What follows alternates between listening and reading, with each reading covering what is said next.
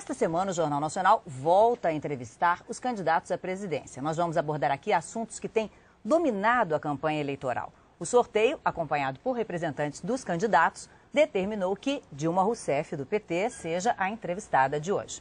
Boa noite, candidata. Boa noite, Fátima. Boa noite, Bonner. Boa noite, você que nos acompanha. A entrevista terá 10 minutos, com tolerância de 1 minuto para que a candidata conclua uma resposta sem ser interrompida e mais 30 segundos para a mensagem dela aos eleitores. O tempo começa a ser contado a partir de agora.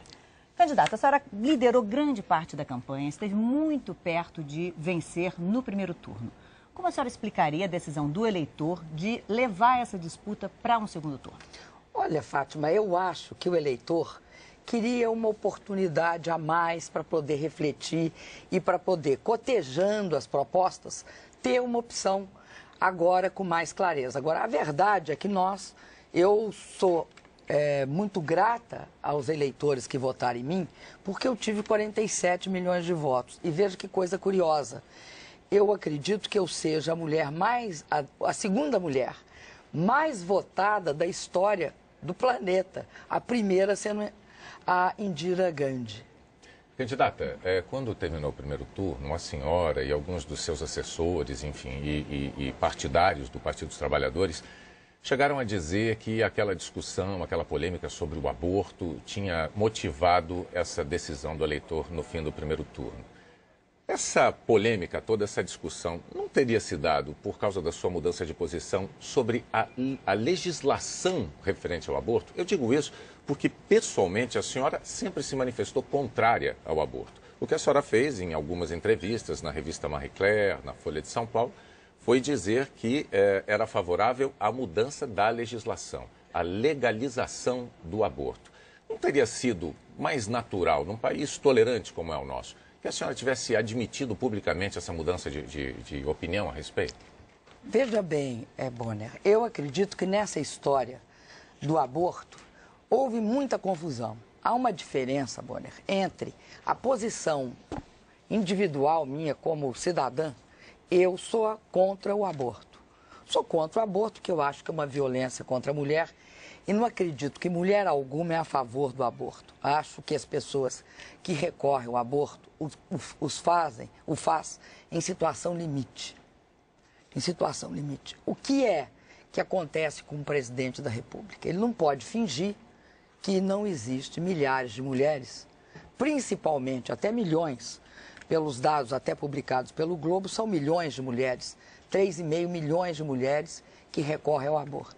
Nós não podemos fingir que essas mulheres não existem.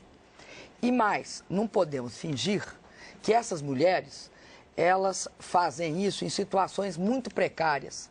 E o recorrer ao aborto provoca risco de vida e, em alguns casos, a morte.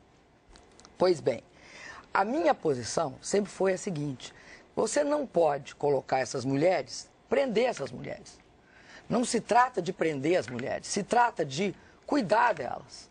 Porque você não vai deixar 3,5 milhões de mulheres, ameaçadas a sua saúde. Então, são duas posições diferentes. Quando a gente diz que o aborto não é um caso de polícia, no Brasil ele é um caso de saúde pública, o que nós estamos falando? Nós estamos falando o seguinte: para prevenir, para que não haja o aborto, primeira questão, nós temos de tratar a quantidade imensa de gestantes adolescentes que recorrem ao aborto, ou porque tem medo da família não aceitar, ou porque já não tem, inclusive, laços familiares efetivos que podem garantir a ela o apoio para poder ter a criança. Agora, na semana passada, a senhora divulgou um documento em que a senhora firmou um compromisso de não propor nenhuma modificação na legislação.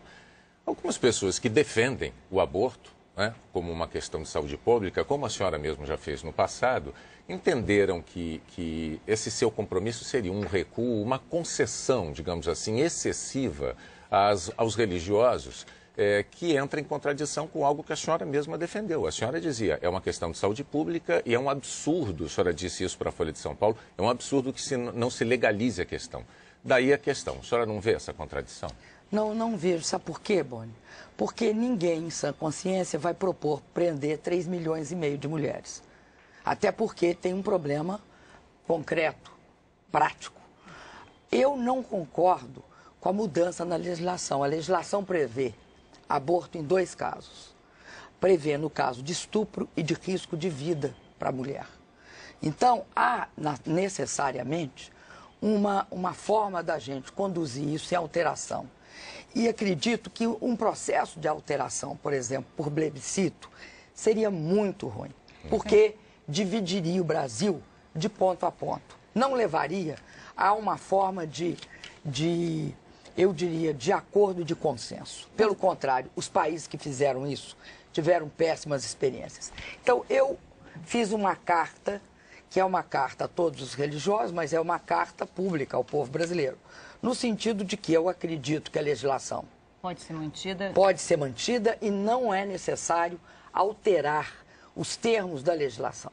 Candidata, os institutos de pesquisa atribuíram não a essa questão do aborto, mas ao escândalo da sua ex-assessora Erenice Guerra, essa ida para o segundo turno, ao escândalo envolvendo contratação de familiares, de parentes e tráfico de influência.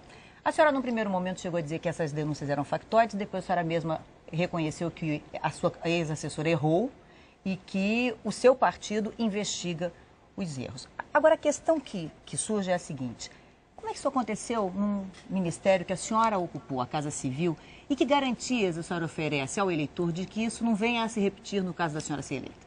Olha, Fátima, a gente tem de ser muito claro com o eleitor e não tentar enganá-lo. Erros e pessoas que erram acontecem em todos os governos. O que diferencia um governo de qualquer outro governo é a atitude desse governo em relação ao erro. A nossa atitude nós investigamos e punimos. Por exemplo, no caso da Erenice, eu não concordo com a contratação de parentes e amigos. Sempre fui contrária ao nepotismo, jamais deixei que se praticasse. Sempre pode acontecer, as pessoas podem errar em vários momentos. Não tem como você saber que a pessoa vai errar ou não a priori. O que você tem de garantir é que haja punição. Por exemplo, eu vou te dar um exemplo. A senhora acha que houve alguma falha, por exemplo, na estrutura montada pela senhora na Casa Civil para que esse erro pudesse acontecer? Veja bem, ninguém controla o governo inteiro. O que você tem de ter garantia, vou repetir, é que havendo o mal feito, você investiga e pune. Nós estamos claramente, já 16 pessoas depuseram no caso da Erenice e a polícia está investigando se houve ou não houve tráfico de influência. Quanto à nomeação de parentes, foram todos, os que estavam ainda no governo, porque a grande maioria não estava, foram demitidos. Veja você, há uma diferença entre nós e o meu adversário. O meu adversário tem uma acusação gravíssima, que é o caso Paulo Vieira de Souza. O Paulo Vieira de Souza está investigado na operação da Polícia Federal chamada Castelo de Areia por propina, porque ele era diretor do equivalente aqui no Rio ao Departamento de Estradas. E ele cuidava das mais importantes obras do governo do Estado de São Paulo. Até agora não houve uma investigação e não houve nenhum processo, pelo contrário. Então, há uma diferença entre quem investiga e pune e quem acoberta e não pune. Quem acoberta e cria uma coisa que se chama impunidade. Porque a gente tem de perceber isso. Um governo é como uma empresa. Ninguém sabe absolutamente de tudo que acontece na empresa. Mas o que você tem de ter? Você tem de ter mecanismos para, havendo o conhecimento daquela atividade, eu quero te dizer, no meu governo, eu serei implacável, tanto com essa questão de nepotismo, né, que é a contratação de parentes, quanto com tráfico de influência ou conhecimento de qualquer malfeito relacionado à propina ou outras variantes disso. Me permita fazer uma questão agora sobre a campanha eleitoral. Nesse segundo turno, o ex-deputado Ciro Gomes se juntou à sua equipe para coordenar a sua campanha na eleição. É curioso, porque há 6 meses, o candidato Ciro, o ex-deputado Ciro Gomes, chegou a dizer que o seu adversário, o candidato José Serra do PSDB, também, que o candidato José Serra, do PSDB, é mais preparado do que a senhora para ser presidente da República. Sobre o PMDB, que é o partido do seu candidato a vice, Michel Temer, ele disse que era um ajuntamento de assaltantes, palavras dele. E sobre o próprio Michel Temer, o seu candidato a vice, ele chegou a dizer que era o chefe dessa turma. A minha pergunta é a seguinte, candidata. Foi a sua equipe que pediu ajuda a Ciro Gomes ou foi ele que ofereceu ajuda à sua campanha? Veja bem, eu tenho uma relação muito longa, de há muito tempo, com o deputado Ciro Gomes. Nós participamos do mesmo governo. E eu sempre disse em todo esse processo que eu respeitava, tinha uma excelente relação com ele e entendia, inclusive, que naquele momento ele estivesse magoado pela circunstância que levou ele não ser candidato. E eu vou ter sempre, eu sei como é que é a forma pela qual e o temperamento do deputado Ciro Gomes. Ele nos procurou e nós aceitamos prontamente. Por quê? Porque o deputado Ciro Gomes, eu convidei para ir à minha casa, inclusive a jantar, eu já não lembro se foi janta ou foi o almoço. Por quê? Porque eu tenho uma relação pessoal, mas nesse momento ele não me apoiou formalmente. Certo. Ele foi me apoiar depois, agora no primeiro turno, a partir do fato que ele foi coordenador da campanha do Cid e que o governador Cid, também pelas nossas relações, me apoiava. Agora, não, só porque, para concluir, a senhora tem direito a 30 segundos para se despedir dos seus eleitores.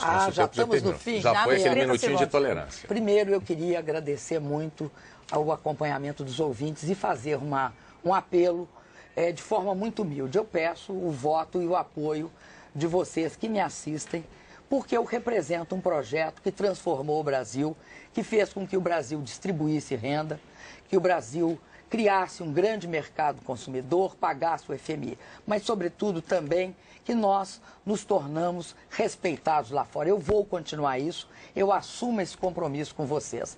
E eu gostaria muito, se Deus quiser, e contar com o seu voto, de ser a primeira presidenta do Brasil.